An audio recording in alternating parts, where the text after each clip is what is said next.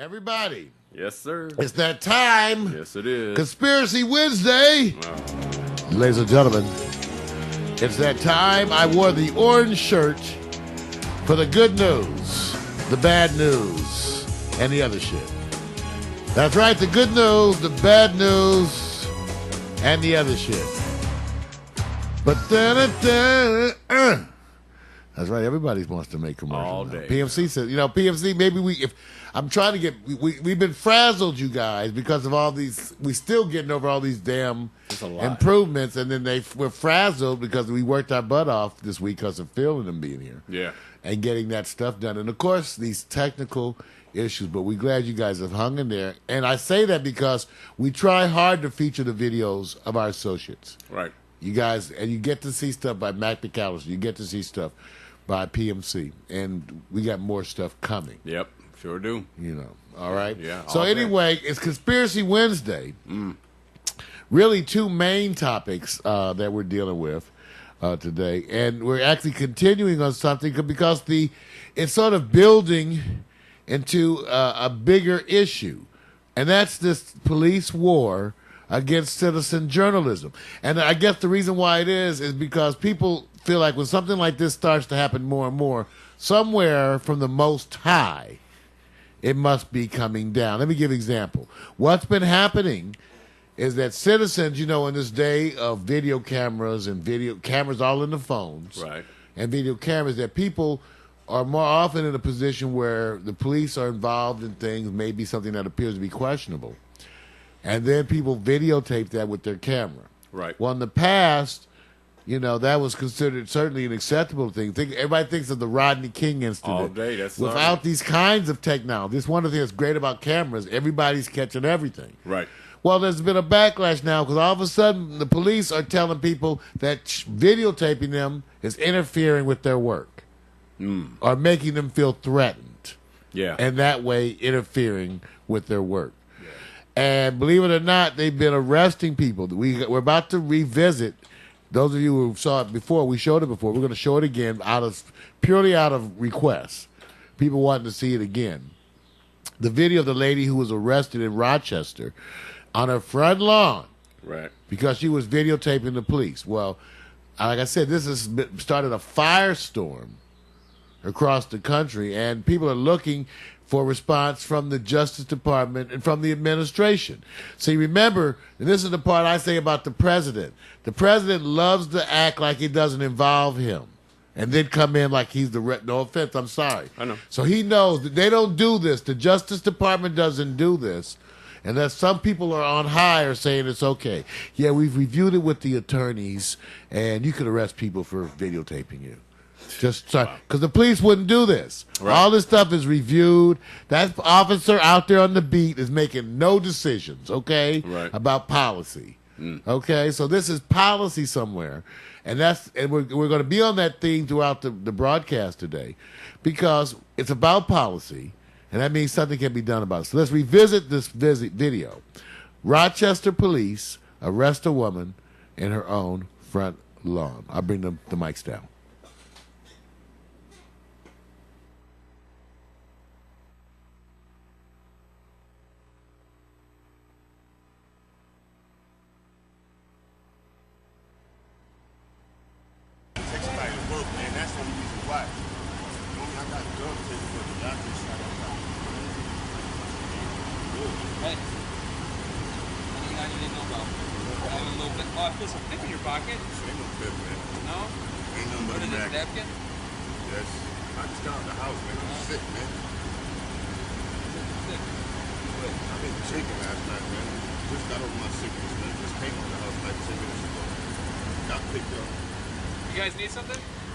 This is my front yard. I'm just recording what you're doing. It's my right. Actually, not from the sidewalk. This is my yard. I don't feel safe with you standing behind me if somebody asks you to go in your house. You understand? I don't feel safe with you standing behind me. And you seem to be very anti-police, so I don't feel safe with you standing behind me. Do you mind standing in the house? I'm going to stand in my yard if that's okay. Due to what you said to me before you started taping, I think you need to stay in your house, guys. What did I say to you that offended you? Standing behind us officers when we're doing a traffic stop. I'm allowed to stand in my yard. Go stand in your house. I'm allowed to stand in my yard. I'm going to stay in my... I'm going to ask you one more time. We don't feel safe with you standing right behind us when we're doing a traffic stop. I'm going to ask you to go into the house.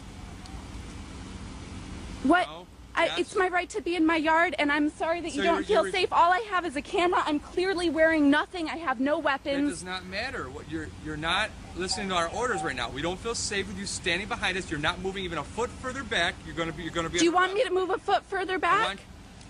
You're going to be under arrest. I already warned you. I will move a foot further back. I'm not going to go inside my house. I feel like I need the fresh air right now.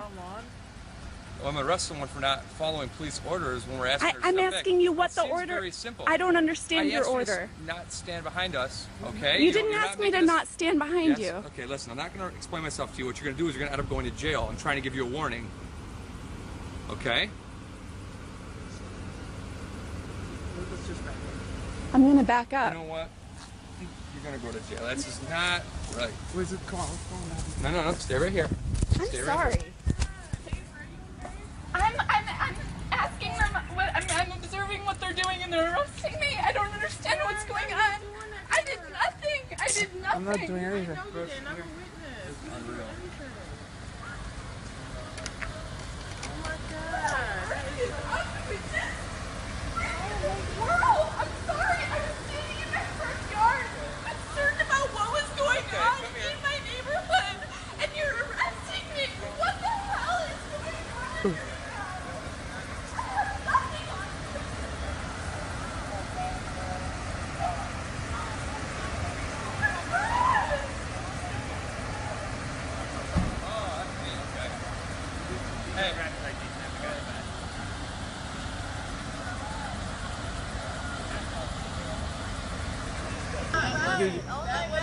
Do we have any witnesses here? I just want to get this on tape. Any witnesses? I called 911 and I explained to them she was rational.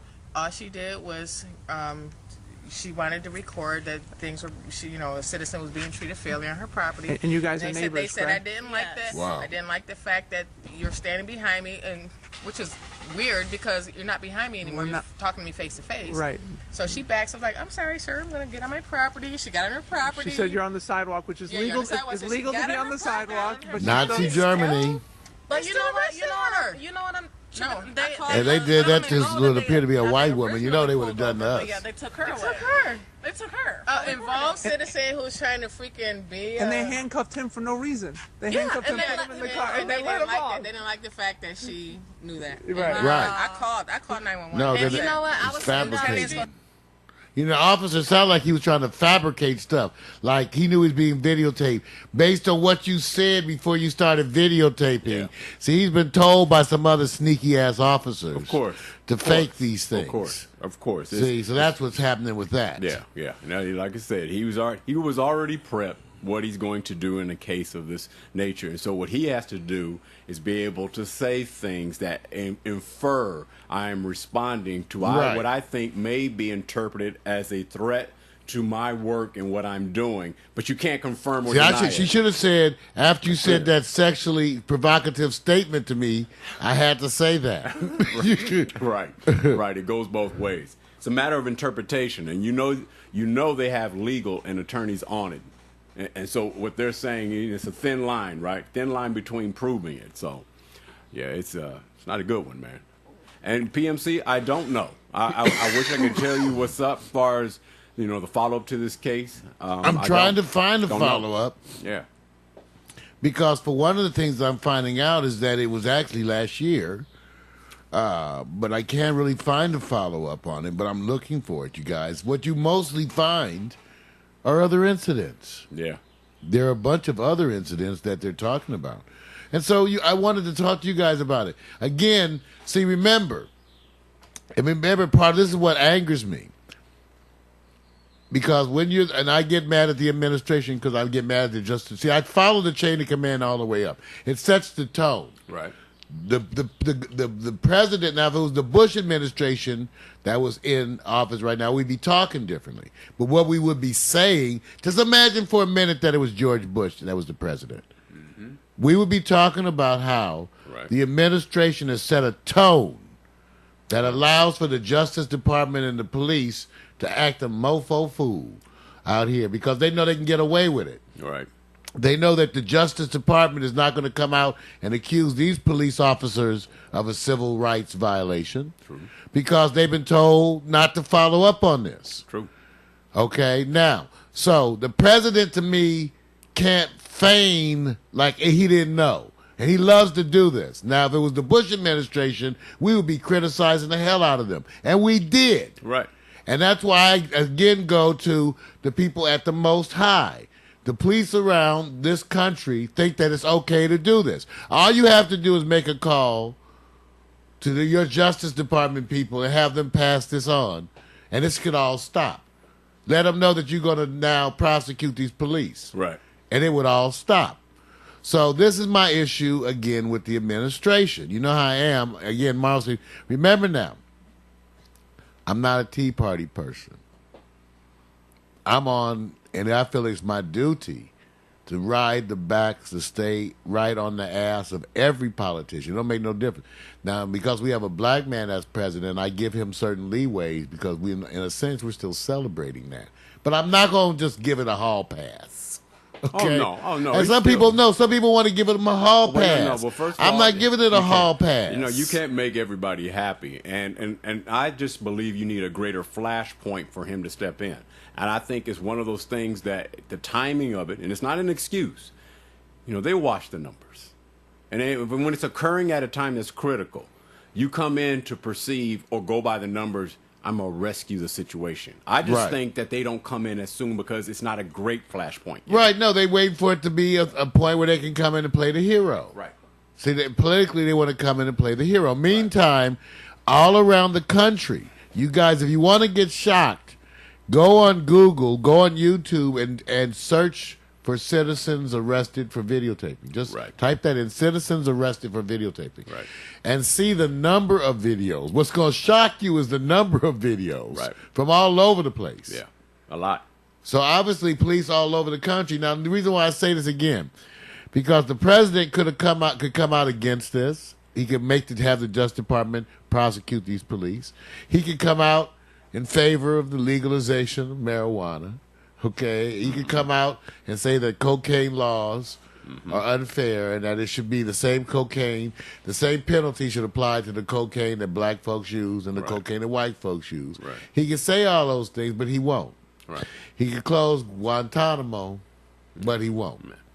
So, you know, part of this whole thing is getting toward the topic we're going to be getting to more detail next week, which has to do with the price in today's society of taking risks. Yeah. You realize, you guys, that there's a mentality, and that's what I'm going to talk about next week, that in a wonderful article that came out about the mentality going around that is so prevalent in both in the entertainment industry and in politics. It's really the same, Vic. Right. Is that people are comfortable with failing as long as they fail in the same ways that everybody else. Right. In other words, what I'm suggesting with the president, as long as he does pretty much the same things as George Bush did with almost no change, when he's unsuccessful, he can say, well, it's the same stuff that everybody was doing. Right. See, so there's an issue with taking risks, because if you take a risk and fail, it has a higher price than if you stay and fail while doing the same old shit. See, if we were willing to be like all the other internet television folks and do nothing and say nothing, see, then we can say that if we failed, it was, well, why? Because we were just like everybody else. Must be racism. No trailblazing. Right. See, whereas if you actually stand up for change, then you put yourself under a microscope. Right. And it's a high price. So we'll be talking more about that next week. And we're going to be talking about Putnam's Law next week, and as it applies to this. And Putnam's Law basically says that you can screw up with impunity as long as you screw up just like everybody else. Of course. Of course. Of course. In other words, it's part of your culture. If the culture of acceptance is that we're used to this, why is this not a big deal? And here's the other part about it. You got to look at it from the perspective of the conditions that happen. are the policing state of mind around minorities, places with high crime. What is representative of the current America? More areas exist that don't have that, and these are just particular areas that they have to put extra focus on. Does this represent the totality of policing in America? See, the whole thing about it is who's running to protect whom, and for what reason? So I think all these other considerations come in. Now, is it fair? No, it's never been fair. I'm not even. That's just the way it is. Oh yeah, it ain't fair now. No, it's not. Fairness has never been a question. Right. I mean, there's people who, say, whether they're in small towns, they say, we don't have these issues. We just don't. I mean, it may be something that you guys got to deal with. It just hasn't hit enough. That's all.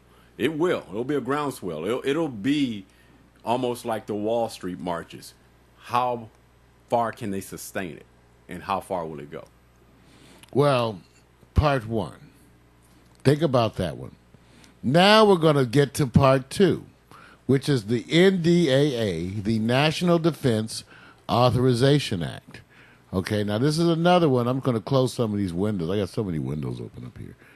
The National Defense Authorization Act, which includes, by the way, I want you to understand, it gets confusing to some people because they tie things together in a budgetary way, okay? They so often tie things together. And the National Defense Authorization Act is part of the budget that's proposed for your defense. It's included within the budget. Right. Okay? Right. Now, I told you before that like a month ago, I don't know what made me do it, but I went online and I did a simple search. Try it yourself. Military spending by country. Google that. Mm-hmm. Then what you'll find is the published reports of military spending worldwide. You can go back. And what you'll see is that they'll be talking about, for I think it was 2010 or 2011, I'm not exactly sure, we had $682 billion in defense spending. The nearest country was China with $114 billion. And essentially the U.S. outspent the entire world in military spending. Mm-hmm. Since that time, people actually haven't. Has anyone heard any push in any of the campaigns about cutting defense? Who's going to do it? Okay. Now remember, because you have Al Qaeda. Right. Okay. So this is where, remember, you wrote them a blank check. So remember that. So now they cut back to $662 billion. Leon Panetta, your Secretary of Defense, been screaming that we decimating the military. Oh, we can't even operate. Damn! $662 billion? How you want us to get stuff done? Okay?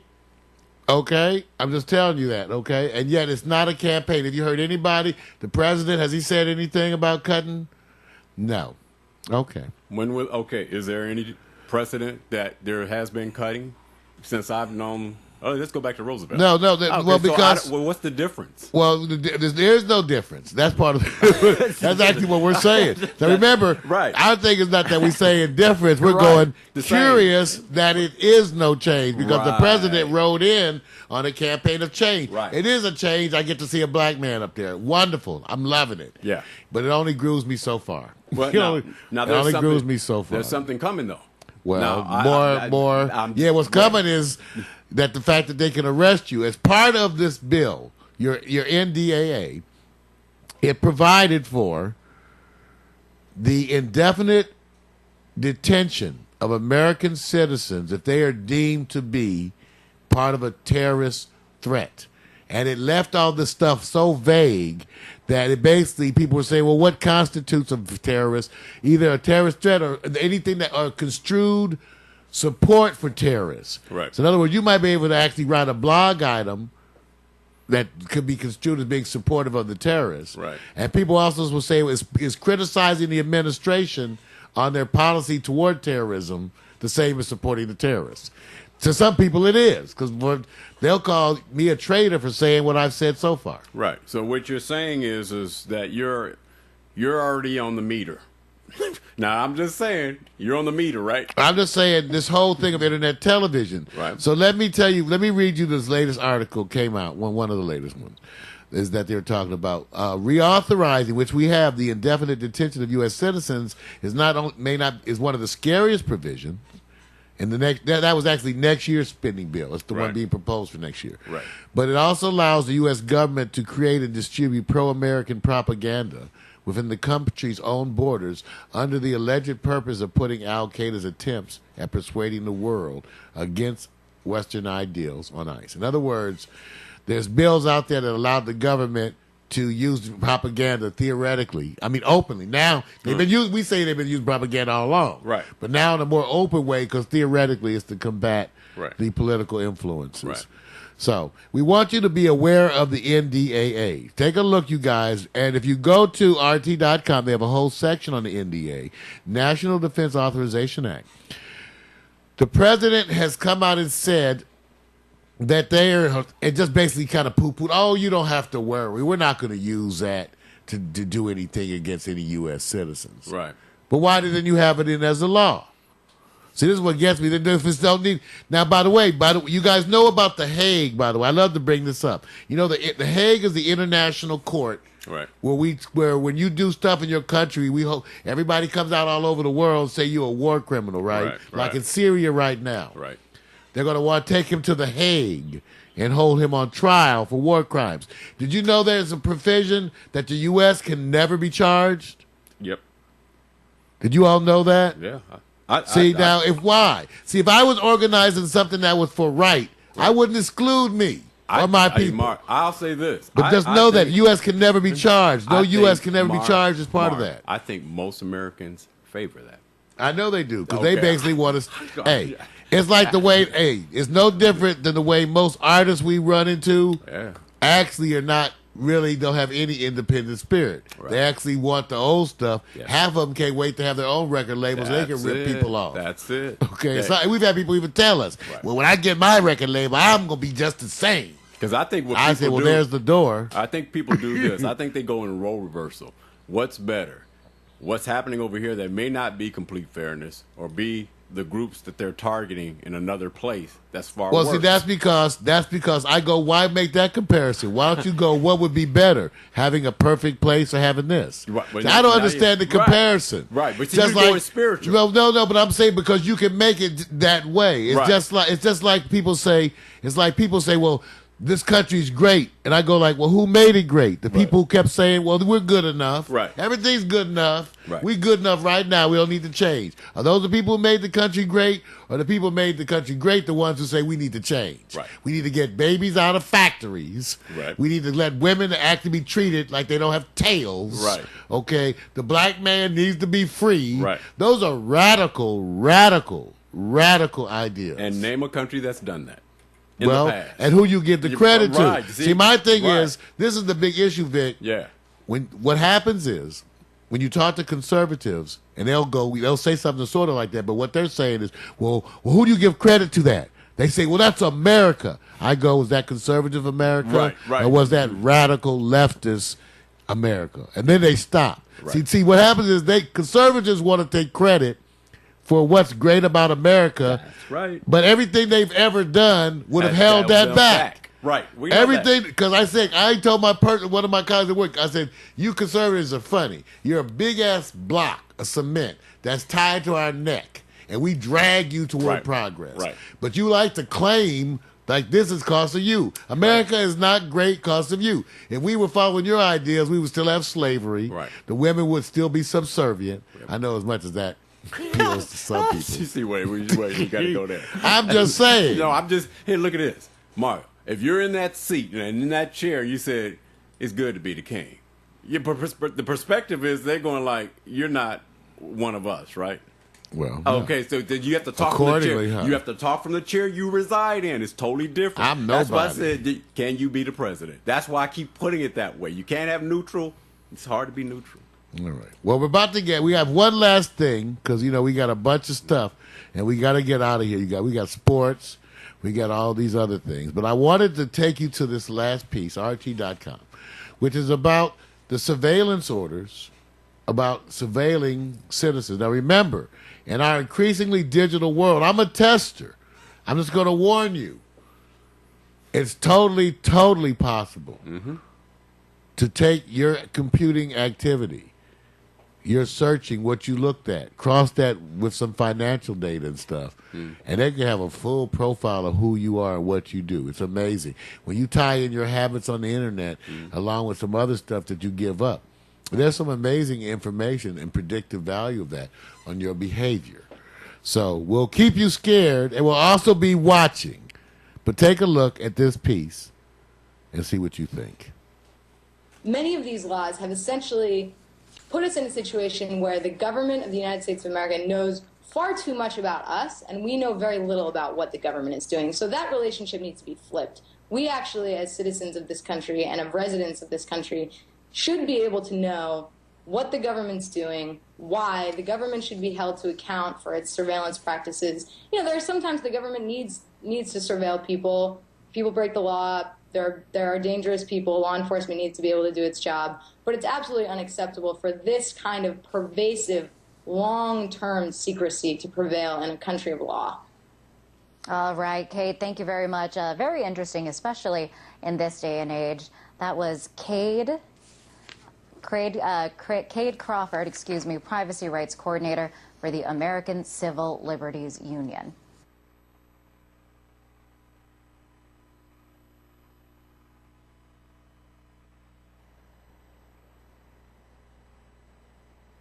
You can't. Oh, now we you had can some hear technical. me. It's supposed to have been longer. Yeah, see how it's a short video. That's it's why. supposed to be You thought 8 minutes. It's two different ones. It's two different. No, they blocked it. They blocked the video. And who? Well, how do you feel about the government being... Update the law to reflect the fact that many... Welcome, Cade. Okay, so they did something to block it, you guys. Yes, they did. Well, how do Man. you feel about the government being able to get a hold don't of need to mass replay it, amounts of man. information about Well, you I didn't get in to play the complete rest of the part that was good. Well, it happens, and a law from decades ago enables this to go further let's get than just you watch. can Okay, tell you what. imagine. Just watch the Teresa said, beginning well, so how you do can catch the feel point. about the government being able to get a hold of mass amounts of information about you in complete secrecy? Well, it happens, and a law from decades ago enables this to go further than you can imagine.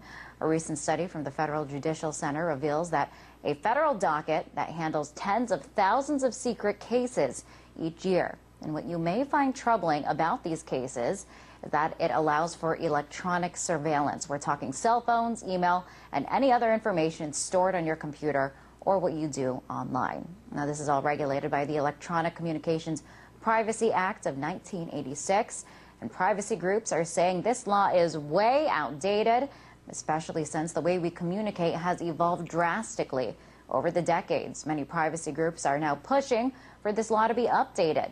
Well, to discuss this, Kate Crawford, Privacy Rights for Coordinator for the American Civil Liberties Union. Welcome, Kate.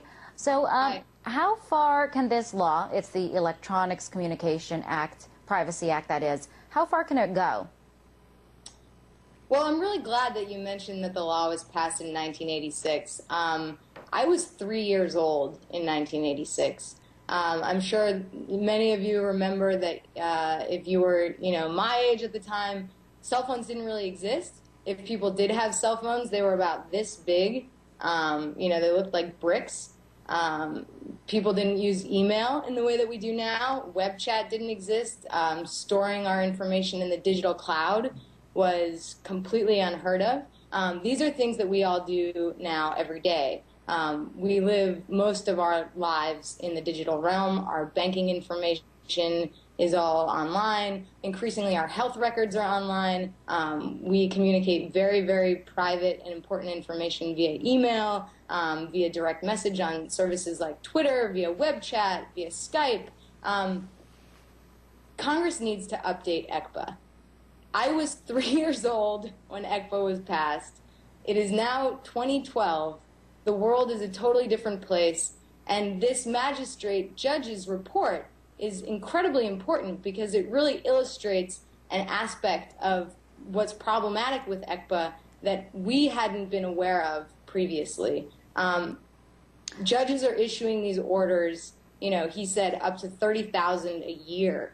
Many of these orders are secret forever because if the government asks a magistrate judge for an order to read your email under ECPA, and they never charge you with a crime, you might actually never find out that government agents were reading your email. So we at the ACLU are part of a very large coalition. It's called the Digital Due Process Coalition. And it's not just civil liberties groups that are invested in changing and reforming ECPA. It's also companies like Microsoft and AOL and Apple, because these companies want people to trust the digital cloud. They want people to trust that when they put their information online, when they store it with third-party content holders like them, that it's going to be safe from government interference, you know, if that's improper. So, you know, it's you not wouldn't just even know us. they were There's watching a you. huge in other words. range of corporations and government advocacy groups that are calling on Congress to reform ECPA, and this report is just a very timely reminder and should shock Congress into action. They to probably do that. watch every As black the person with a legislation degree. stands now, can the government obtain this information whole bunch. without a warrant?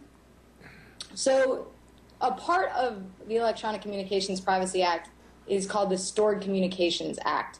And under the Stored Communications Act, there's a piece of that called, it's subsection D of section 2703, which basically allows the government to submit what's called section D orders. So it's actually, it's somewhere in between a warrant and a subpoena. A subpoena, as many of you probably know, is simply a form that a prosecutor fills out and submits to, you know, the holder of some content that it wants information from. No judge ever sees that order. A warrant is a much stricter standard.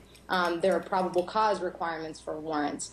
The Stored Communications Act D order sits somewhere in the middle. It's not exactly a warrant. It's not a subpoena. But what this judge magistrate's report shows is that the rules that ECPA put in place over 25 years ago are woefully inadequate, primarily because they don't allow even Congress, let alone the general public, to know how many of these orders are being issued. So that's how they there are get them gag, done without, seal, you see and how they sneak them blindfold through provisions without which you prevent knowing? people from It even falls in a knowing how many loophole. of these orders are out there. So what can be done now, and what parts of this law need to be updated in order to reflect, you know, the times and the way that we communicate today? Sure. So the judge magistrate, Stephen Smith, who issued this really important report, I encourage people to read it. You can go to my website, privacysos.org. The latest blog entry links to the report, and I talk about it. He basically is asking that Congress reform ECPA to mandate judges and judge magistrates to provide some kind of notice, ultimately, to the people who are targets of these orders. Because a key piece of what we need to realize here is that, you know, my emails, the emails that I send to my friends, to, you know, my lover, my coworkers, whatever, I don't actually possess them. You know, if I use Google or Gmail to send emails, it's Google or Gmail that possesses my emails. So the government doesn't even have to go to me. They can completely ignore me if it wants information about Just what go I'm to talking Google. about or who I'm talking to, and go to Google instead. And they're willing to cooperate. So there are a number of issues. One is transparency. We need to know how many of these orders are being issued. Another is accountability, so that, you know, if a magistrate agrees with a prosecutor and issues an order for my communications information, you know, I should be notified at some point so that I can challenge that order. Under ECPA as it stands, according to his report, people do not have the ability to challenge these orders. So, you know, They wouldn't even know.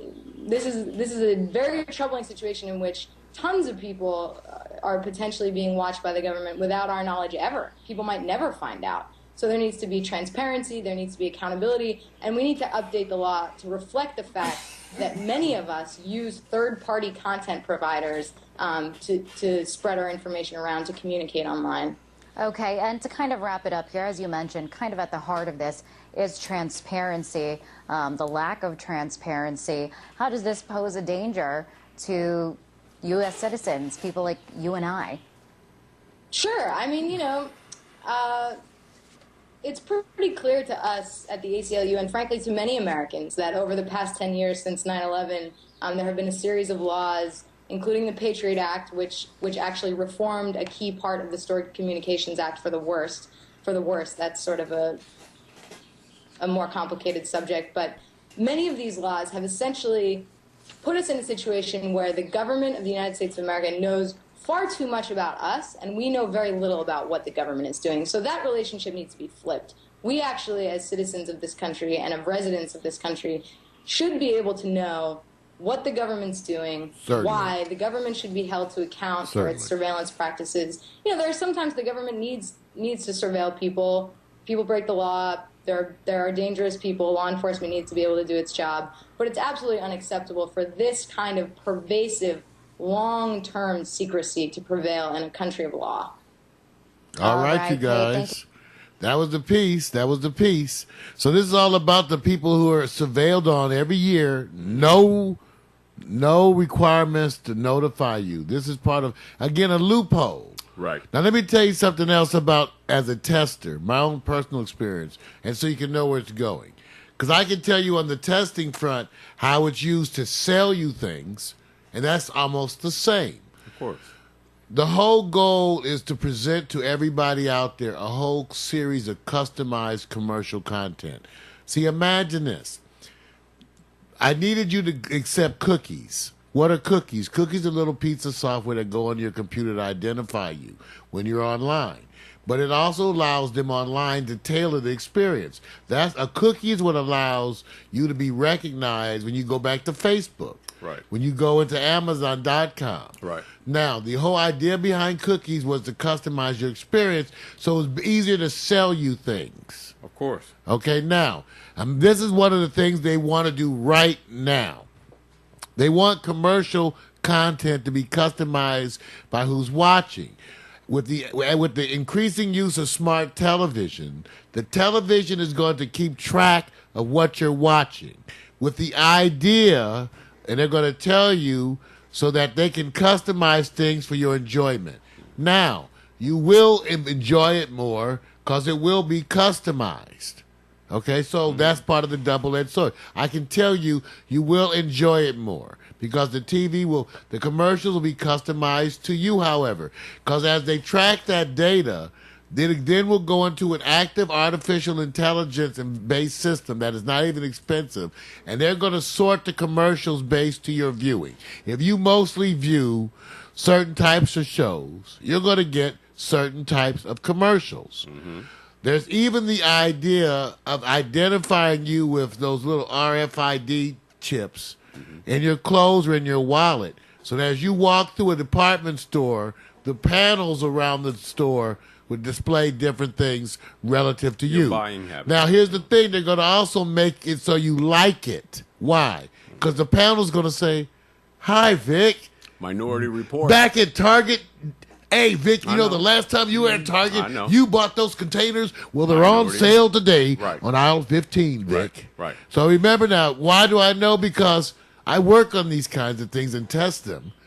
And I can tell you, they've been able to do that kind of stuff for a while. Well, let me ask you this. Let's just say, should anyone collect any information about you to sell to you point blank without the other part of the government coming in? Whether you're commercial or not, and you are a retailing giant, should they at all be able to come and arbitrarily take your information to mail to you? Where do you cross the line before where it's okay? Shouldn't you always have to approve anyone who's targeting you to promote or have you buy your habit? So if you're waiting till all this comes in to say, oh, now it's an issue, I say, well, wait a minute. So you have a double-edged sword here. You didn't care if the commercial end, nobody screamed. They just... That's part of the way isn't it brilliant? I'm just saying. Isn't it brilliant? Yeah. See, my thing is that I tell people all the time, my conspiracy friends, these mofos are not stupid. And they constantly on the gun and watching and developing. Right. So while everybody else is sleeping, they're working. Right. And so these are the kind of things that, because I am a beta tester of all kinds of things, just out of being a geek, you know, you stumble on things and you see how it's being used. Right. Because let me tell you, they're working on how to use social media and Facebook to sell you motor oil and Doritos. Yep. Okay, how to make a product have an online social presence. Right. Now, why do we discuss these things? Because the idea is, like, by staying informed, we can infer, we can look at the things, and we can think about the ways that they may be used. The idea is for us to be informed consumers. We're going to be consumers, but we damn sure got to try to stay informed. Okay, now, on our way out, next week, remember, we're going to talk about these. I want to remind you, like Vic brought these things up about how these things are used. Big fight going on right now. Companies are patenting your DNA. Right. They're actually patenting the DNA of people who they stole the DNA. Black folks who had diseases, right, who had their bloods drawn, they've taken this DNA, right, sometimes patenting a gene for a particular cancer, right, these kind of things. And it hasn't really been tested in court. Know that this will be a battlefield, okay? Whether or not people will be able to actually patent your genes. So that whole genome project may not have even been for your own good. Right. Okay? Yeah. All right. Definitely. So that's the kind of day it is. Ben, you guys, once again, this has been Conspiracy Wednesday. I'm Mario Hemsley. That's right. Be ever vigilant. Never trust government, no government, ever, any government. They are all inherently subject to the same things. This has been the good news, the bad news.